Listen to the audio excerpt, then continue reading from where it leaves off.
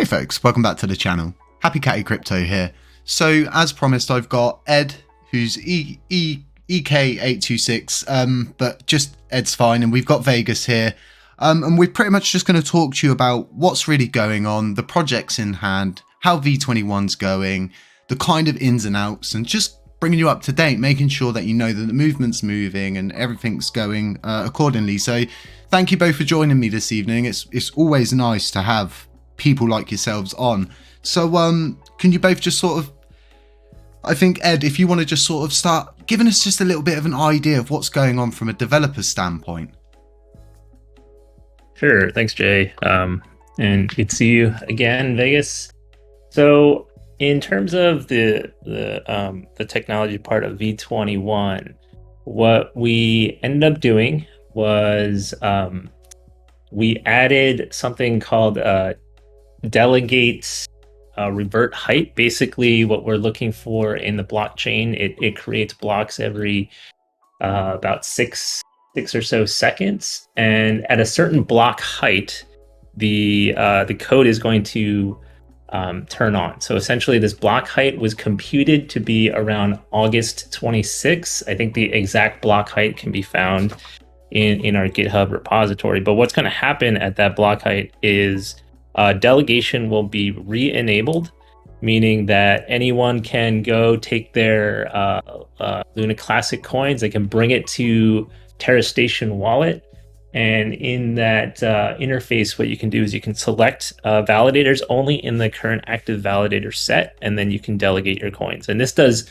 multiple things. One, it locks up your LUNACLASSIC into a validator for about 21 days at the minimum. So you won't be able to move it in that time out of the validator set. You will be able to redelegate, meaning move it around to different delegators, but you can't take it out. So that actually takes it from the circulating supply.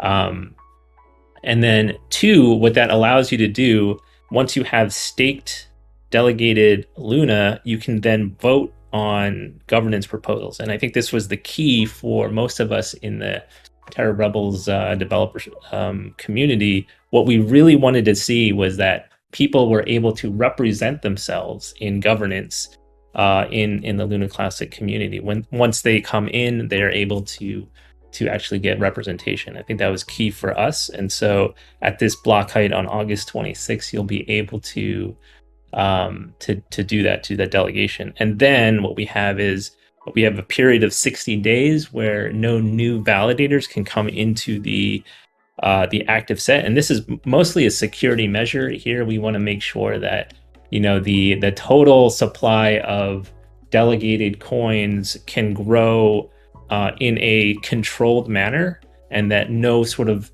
rogue new validator can come in and try to do any sort of malicious activity or take over the chain when minted Luna was obtained very cheaply. And so that's mostly a security measure. We also have a second security measure in place, and that is that no single validator can take more than 20% of the voting power, which is, if you look at it, it's very high, because in fact, right now, I think that the highest delegated validator is Orion at about 13 or 15% or something like that. So, I mean, this is even higher than the maximum that exists right now. So it's a security measure that we put in place because we thought it was important in the very early blocks when delegation is sort of immediately re-enabled. But I think it's a change that makes sense nonetheless.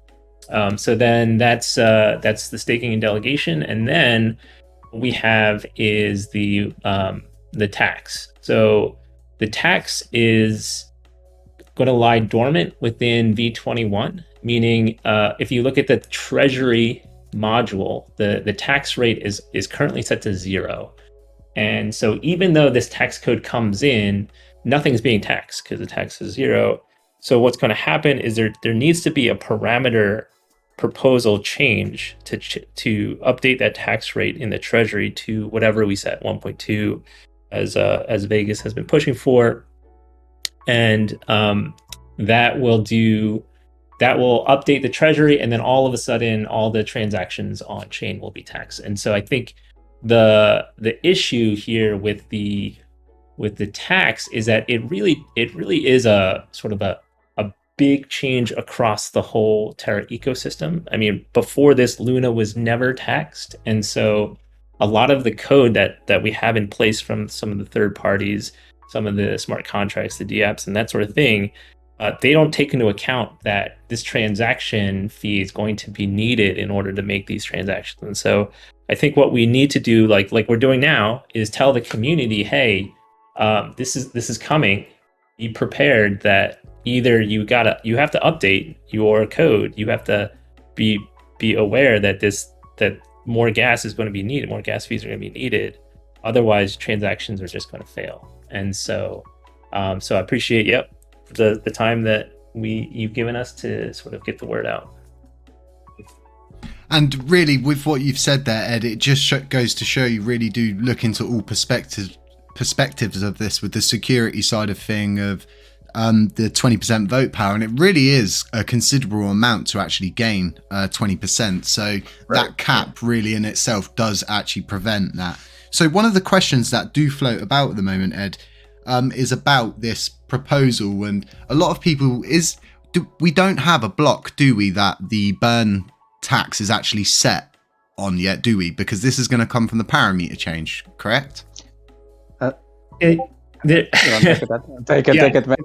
There's a slight caveat here that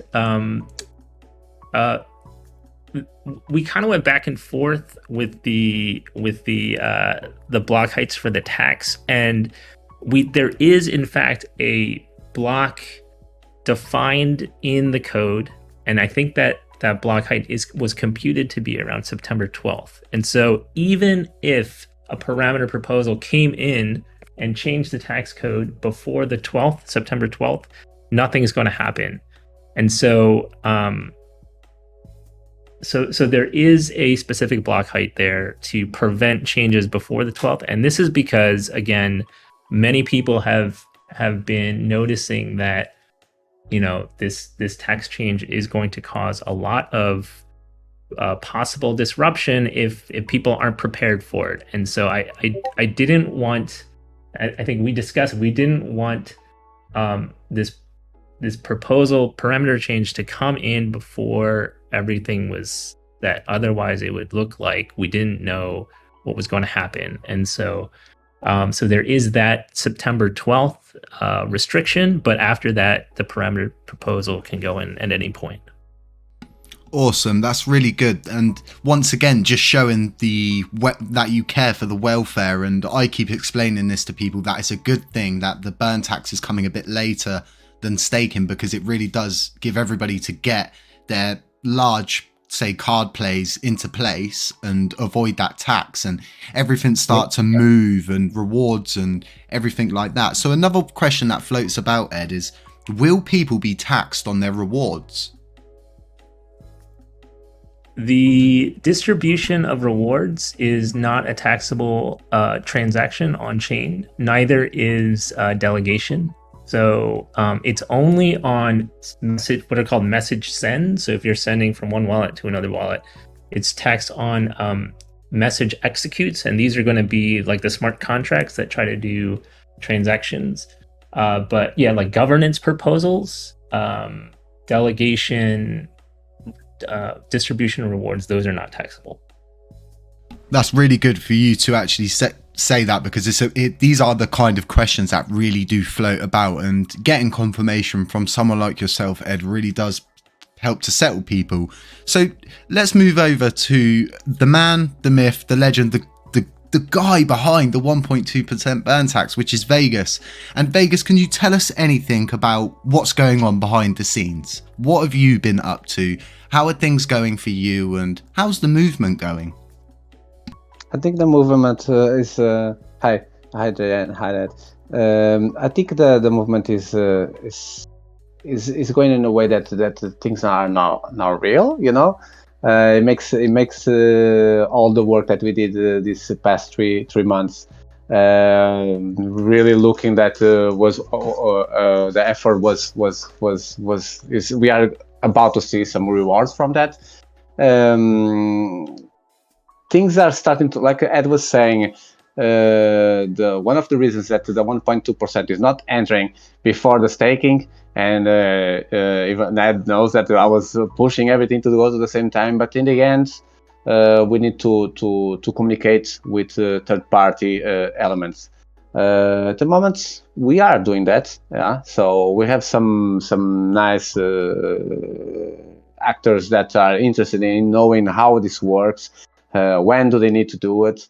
And yeah, that makes me really happy that we are now not chasing them. They are trying to understand how this works. They are taking it serious, you know. And yeah, it basically solidifies all the movements, you know. And speaking about these kind of people, can you tell us exactly who they are? Could you kind of divulge a little bit of that with us? Yeah, I think I can. So we can start from one that we all know that is interested on the will of the community at some level, and that is Max C. Yeah, they or the other way around, Max. I never know how to say that right, but they are very interested now in understanding how they are going to implement what they need to install, when is the block height, and things like that. So that's amazing. So there is not just that trolling on Twitter or whatever. Now they are talking and on concrete things that they want to understand. How is this all going to work? We have KuCoin doing the same questions, and then we have the big boys, the big boys doing the same exact questions that just a minute ago I said, help me, Ed, I don't know what you're talking about. And yeah, so Binance is reaching us, and it seems that everything that the community wants to see happening, it might be a reality. And yeah, so then we have the other side of the coin, that is TFL. Even TFL was a month ago, who was thinking that okay, let's go. Me and Ed will be talking with Dokwon. No one. Yeah, and today we are doing that. Today we are speaking with different members of TFL. And to be fair, I changed a lot of my opinion, because they are, in the end, they are just persons, and in a way or another, they seem that they are trying to do something at the moment. So, I'm really happy that in the end, everyone has a goal, and our community has a goal of making LUNC big chain, a LUNC with utility, a LUNC that will try to fix what was behind. And in the end, it doesn't matter who is helping, if they help to go us on the right direction, you know. So I'm really happy that connection are being established as well. It's opening a lot of books that before they were a little closed. Yeah, mate. And we have the in terms of the apps. I don't know if you went today to the chat, but we have a couple of new the apps always trying to get involved with the movement. That is absolutely impressive. Even today, before I came here, I went just to the developers just to see what was going on, and I found amazing that a game wants to work on the blockchain of LUNC, and is still going to implement the 1.2% of burn. So it's creating utility, is using the blockchain, is accepting LUNC as a payment, plus is implementing already voluntarily the 1.2%. Absolutely. I think it's very good. Of course, each of these projects has to be done a due diligence in all of them, of course. But at the same time, it shows that people are getting interested on the utility of the chain. It shows that new investment wants to come in a way or another. And we keep forgetting that we still have a couple of apps. Yeah, and when I say a couple, if you go to a list is, if I'm not mistaken, is 214. When someone says that there's no utility on the chain, I just start laughing, because that's not the reality. We have big utility on the chain, and every day is growing and growing. In the end, we have the community that it doesn't stop growing, mate. That's it. So I could not be more happy as we stand. Yes, we're going to be the putting the big name, there. That is the proof of stake up again, so the utility is there, and then we're going to have, hopefully on 12th of September, we have the stars align, and we might be able to do the parameter change and implement the 1.2. And that really is some big news, and just knowing that relatively the foot is in the door with Binance, and it really does look like we're going to get what we need done, and everyone seems to be falling in line. And Vegas, how do you feel about all nodes making the upgrade themselves to V21? I mean, they provide quite a lot of nodes on the Classic net, don't they? Yeah, so I see all nodes is not a surprise. I just respect that what we speak on a DM or on a secure channel, it doesn't come outside. All nodes is one of the first ones to support us, one of the first ones to support the community, one of the first ones to say, where is the test net? I want to help as well. We have other ones. And MCF already came to open, so I'm going to speak opening about that. It doesn't mind of supporting some other ones, that are helping as well. They don't want to be public. They are getting more brave and more brave every day. But at some point they were a little nervous to show the public support, but behind doors they were helping. They were helping us on the testnet. They were helping us understanding how all of the coordinations work. They were giving us other contacts of validators. So they were in some way or another they were helping, not publicly. And we have to respect that somehow. We have to understand that some bigger things might be behind all of this. But all nodes, mate, the guys are brave. They are just here for what I can see. They are here to support the community. They can see that. I'll be open. I think they can see that is a massive future here, and they want to be the first ones to do all of this. Yeah. And just all of this forward movement, it builds up. It's like a snowball going down the hill, and as we roll further and further down the hill, we're just getting bigger, better, stronger. And more people seem to be following suit. And Ed, you made a post I think it was today, early this morning, about contact being made with Dokwon. Can you let us know a little bit more about that, Ed? Yeah, I think I can. In fact, it really all the credit here goes to Vegas, because I can talk with computers. Vegas can talk to people. Vegas made connections. And Vegas introduced me to Dokwon. And so I just reached out to him, asking him, well, first of all, introducing myself, telling him who I am. And then, we had a very short conversation. There's nothing, I know people were asking me, what was the mood of the conversation? I'm like, there was no mood. It was just a few sentences back and forth. He was asking what we're doing with the LUNACLASSIC chain, what our intentions are, and I just laid it all out. I think I probably dominated the conversation, maybe 90% of that conversation, just telling him what we're trying to do here, what our intentions are, what our motivations are, and what this community is about. So that was the conversation. And again, I think Vegas has much stronger connections with external third parties, and so I think he probably could speak about it a little bit more. Vegas, would you like to comment on this? Have we lost him? No. Oh, well, no, here he is. He's just gone silent.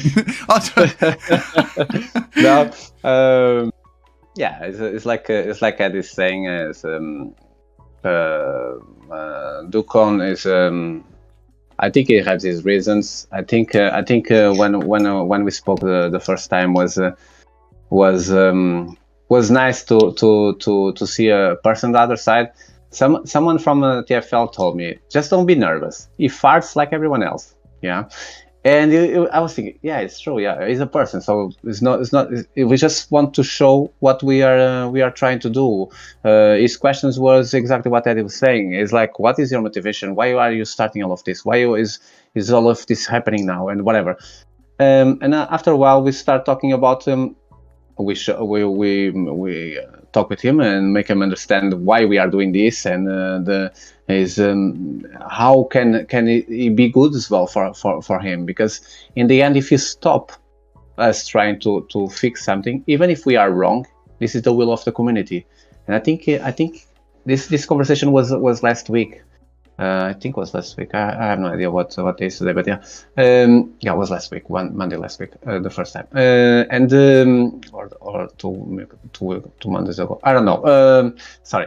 After that, you can see a little relaxing from his side as well. You can see that things are starting to be a little more open. Some doors are opening here and there, and yeah, this like I was saying. It doesn't speak a lot, but he says a lot. So at the same time, I can understand that he's like understanding that he helping us. Yeah, he'll make, even if we fail. I don't believe that we will, but even if we fail, yeah, for him to be on the book, on the history book, that yes, something went wrong. Yes, I was quiet for a while, and then I came back to support again, even if it's not him doing the work, and it's basically Ed and his team doing all of this work.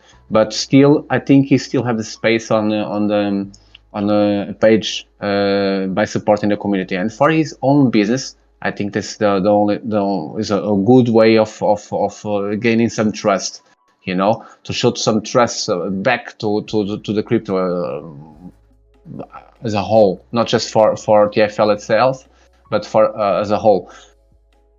The conversation went a little around these levels, not too deep, but I think after we have these first conversations and seconds and whatever, things start changing a little. So I think he, I don't want to say that I made him understand this. I think he already know. I think he just was trying to find the right time to come outside and do what he's doing now. So yeah, that's all. But, yeah. And it's just, I said nothing. You honest, just giving the community, letting them know the trust, the transparency, and it provides unity. It provides sustenance for all of the people that are huddled together in this. And going back to it in Vegas, we've spoken about this multiple times. To most, it feels like years now that this has been going on, but it's been around 3 months. And to think now what you have both explained to us, and with the dates we have set, the blockchain is going to get staking back by the looks of things. And it's at that point you say, well, we did it. And now we move on to the next thing. And Ed, what's next? What comes after this update? What's next for your team as developers? Yeah, I think that's a great question, because so much of our attention has been on V21, getting V21, like, first of all, coding it, building it. Vegas is working on getting it on chain with the validators and getting all the exchanges. So, and we're still in the middle. I would say there still is, this is a very risky time. We still do not have the final pull request into Terra Money, although I think we made some great progress on that even today with conversations with Dokwon. There's still risks in play here. The validators need to take it, and so I think our focus really has been, at least for me, has just been like V21 100%, and then after that, I think there are so many possibilities out there that it's kind of hard to say what will go into the next version. I know one of the most unique features of Luna, or the Terra ecosystem, was the connection between Luna and UST, the need for decentralized money. I think that's a humongous opportunity, and that was essentially what UST was all about, before the whole depeg. And I think if we can somehow figure out, and we have tons of people in our Discord, tons of people online that are all contributing different ideas to how UST might be made better, stronger, more secure. I'm assuming that TFL and Dokwon, they have their own opinions as well. I think if we can take all of those ideas, vet them, test them, stress test, and some of the work that we've been doing is taking these algorithms, taking them and replaying them on the blockchain and seeing what would happen if we change this or this parameter changed. If we can rebuild that connection, that would be amazing. So I think that is sort of the very high level next goal. Specifically in the V22, I think, I don't know. I obviously what we're talking about with the repegging of UST and the connection, that's a huge monumental task that it might have to just be, step by step. Maybe V21 or V22 is just a portion of what we think needs to go in, and so I don't know. It's a big question, but I think if we can show that V21 can run on chain, that the community can make changes to the blockchain and it will be accepted, I think that opens up a huge amount of opportunity, a huge amount of doors in what can go into V22. The future's so bright for this blockchain, and Vegas, we've spoken a lot about dApps and providing runways for people, and it's so important that people understand that each validator itself brings its own utility, it brings its own community, and this is just such a huge monumental step, and to get to where we are now is monumental. Now, I just want to ask both of you, seeing as in you've covered USTC, there's the huge question that goes round, and what happened to Wrap Luna, Ed? Wrap Luna on Coinbase? Is that what? Yeah, Wrap Luna. Like, there's loads of people that are trapped in Wrap Luna, and they don't know what is actually happening with the coin, and it's just one of the questions really that I've picked out because it's asked so much. I've actually seen that question quite a bit, and to be honest, I have not looked into it. So I've been focusing on chain. I think once you sort of look off chain and see what was interacting with it, I think that's again a huge can of worms that needs further research, needs to be explored. That's sort of why we held off on the IBCs opening up those channels, because again, it's like we can control what happens on chain. That's what the code is doing. Once we start opening up the bridges to what happens off chain, then tons of variables come into play, and those variables need to be explored. So at the moment, we're focusing inward, getting V21, getting the chain back to where it should be, and then I think we can start looking outwards. Thank you, Ed. I really appreciate you answering that. It's not always easy to answer these questions, especially not on the spot. Vegas, can you talk to us a little bit about the dApp side of things and what's really going to be sort of addressed with that in the future? I think a lot of things that can be addressed is finding a way to support them.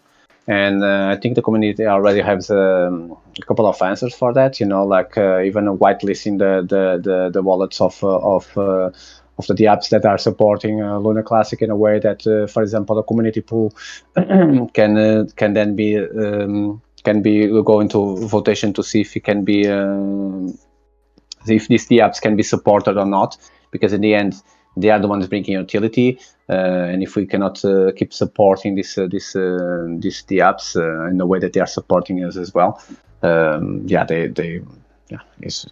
what it is. Yeah, but at the same time, the community is bringing some new ways of making sure that these dApps are going to be supported somehow. One is by utilizing it, of course, but another one, it could be, for example, to spread to whitelist these wallets of these dApps, so they can share a part of the community pool in the future after a proposal is being passed. For now, I can tell you that we still have a lot of dApps there, and like I told you just before, every day we are getting more and more requests how to join, how to do, how they can add some more utility. We have other projects that I will not call them dApps. They are just projects that they are supporting outside of the chain. That's being said, that is not bad. Yeah, of course, everyone has to see what they are. But even protocols like ARMS protocol, by the way, they are Portuguese as well. Yay, they are. Seems that I'm not going to say that they are changing the narrative, but they are slightly more active now again on LUNACLASSIC.